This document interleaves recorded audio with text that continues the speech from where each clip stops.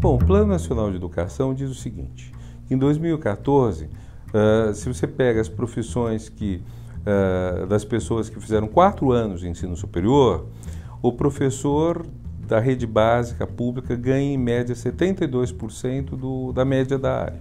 Ou seja, se ele fizesse outro curso de 4 anos de duração, ele ganharia mais do que nisso, bem mais. E ele diz, isso até 2020 tem que estar nivelado.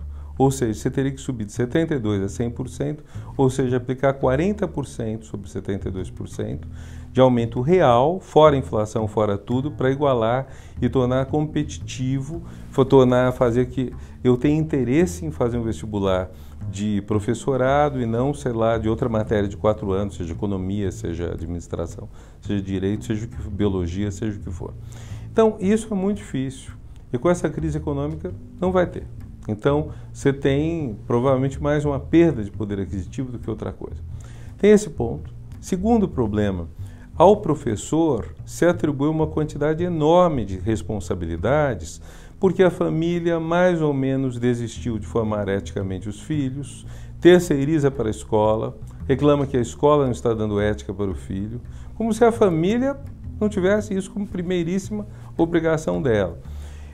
Sem contar também que num mundo em rápida mudança, você tem demandas sobre a escola que são tremendas. Por exemplo, em 2006, um menino de 6 anos foi à creche, à pré-escola dele aqui em São Paulo, com brinco. A escola não sabia o que fazer. Durante uma semana, 15 dias, um dos nossos jornais mais lidos tratou desse tema quase cotidianamente, acusando a escola de preconceito. Olha, para pensar no lado do professor, no lado do diretor da escola, você tem tanta coisa que lidar, tanto problema que lidar, e você nunca recebeu uma aula de brincos 1, ou de tatuagem 2, ou de outras questões que vão surgindo. Então, o professor, além de ensinar a matéria dele, ele tem que lidar com uma dificuldade extraordinária de novas opções que a escola vai jogando em cima dele. Quem vai querer? Então, você não ganha bem, você é cobrado, enfrenta às vezes violência na escola,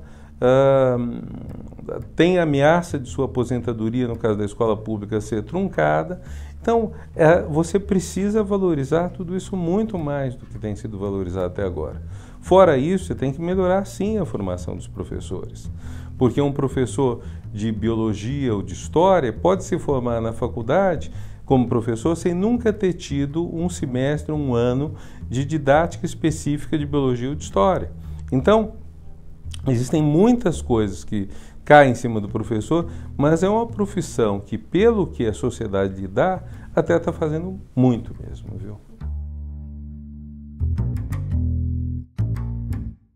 Se você pensar que nós temos 82% dos meninos de 4 a 5 anos e 85% do ensino médio fora da escola, e que é obrigatório, e obrigatório quer dizer, os pais têm colocados lá e o governo tem que oferecer as vagas. É obrigatório para os dois lados, para a oferta e para a demanda.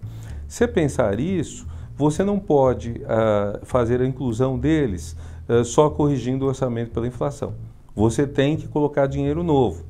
Se nós vamos melhorar o material escolar, melhorar a formação do professor, tornar mais atrativa a profissão de professor, precisa de dinheiro novo. E quando alguns defensores da PEC do teto dizem que ela vai deixar transparente a disputa pelo orçamento e que então você vai ter que lutar pela educação, a gente pode saber que é uma luta perdida. Porque em face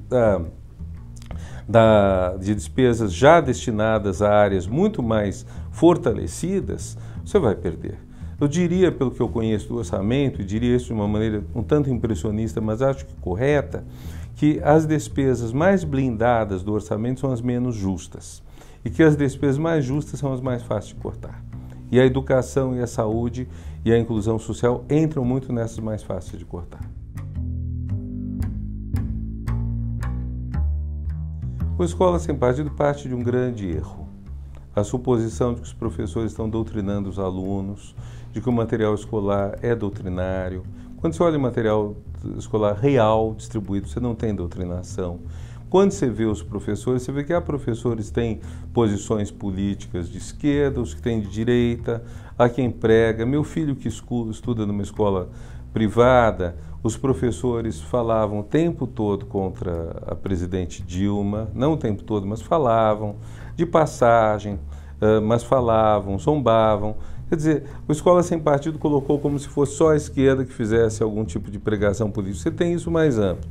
Agora, há uma ilusão muito grande nisso, que é a crença de que educação é doutrinação. Educação é uma abertura para o mundo.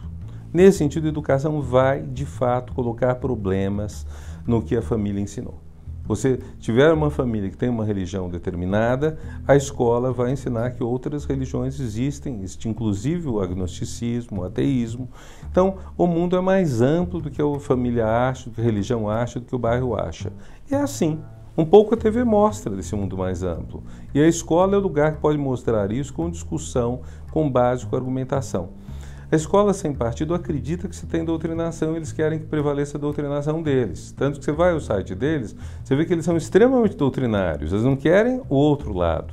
O que a escola tem que mostrar são todos os lados. Então, o primeiro lado disto é, você tem que ter a escola como um espaço de ampliação, de educação, que não é doutrinação. Você tem que ensinar a essas pessoas que doutrinação não é educar, que você então é errado um princípio da Escola Sem Partido, que é a escola não pode ensinar valores contrários ao da família, porque os valores da família, se for por aí, você não pode nem sequer ensinar física básica, porque você teria que ensinar a criação do mundo. Agora, um último aspecto que aproxima a Escola Sem Partido, que foi coqueluche do ano 2016, do tema do ano 2015, que era a ideologia de gênero, são temas manipulados por quem não gosta da educação. Eu cheguei a essa conclusão. Educação é transformação.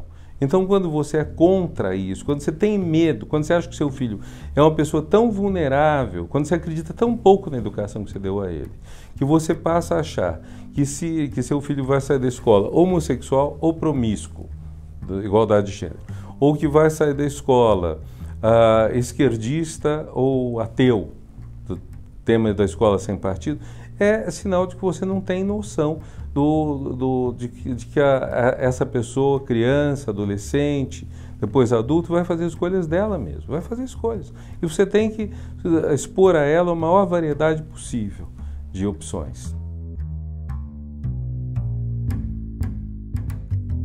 Quando eu penso na desigualdade social que existe no Brasil, me vem à cabeça que nós temos 1/3 ou 1/4 de pessoas que têm todas as opções, têm opções parecidas com a que um jovem europeu teria em termos de acesso à informação, acesso ao conhecimento, acesso à educação, qualidade de vida, etc. Não mais do que isso.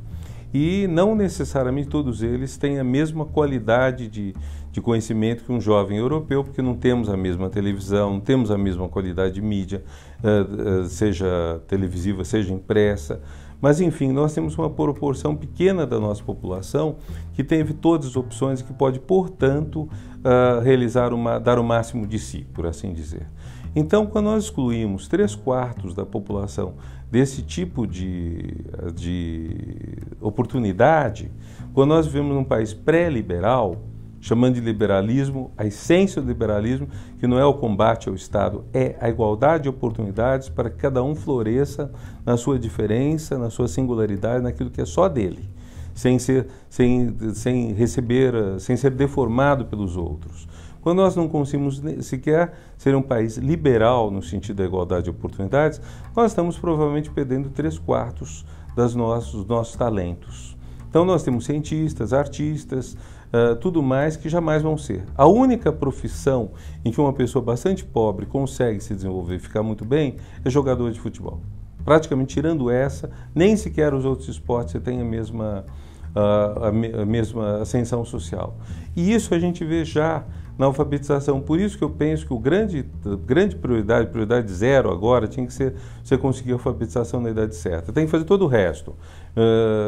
Rever a universidade, rever o ensino médio, preparar creches boas, mas a alfabetização hoje é o ponto central, porque se você tem quase 60% que no fim do terceiro ano do fundamental, na rede pública, não conseguem ter todo o conhecimento que o alfabetizado deveria ter, então essas pessoas vão estar seriamente limitadas para o resto da vida.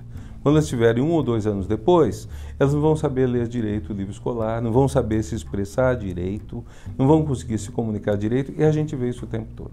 Quando você olha os indicadores do Brasil, em termos internacionais, é muito curioso.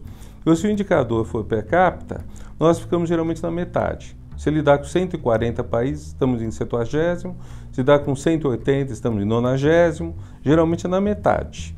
IDH, essas coisas.